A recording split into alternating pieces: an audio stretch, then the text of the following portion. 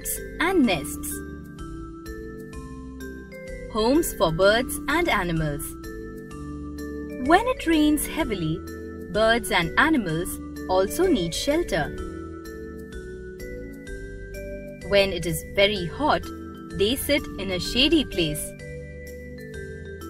Some birds and animals build homes for themselves, while we build homes for some animals like the dog, cow, and horse.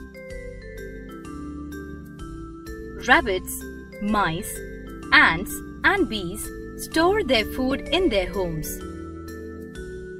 Lions live in a den.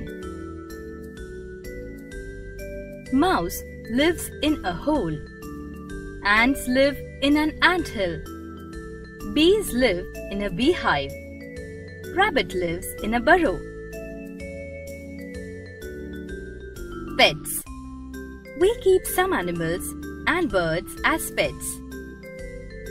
Dogs are kept in a kennel. Parrots are kept in a cage. Rabbits are kept in a rabbit hutch. Fish are kept in an aquarium. We must take good care of our pets.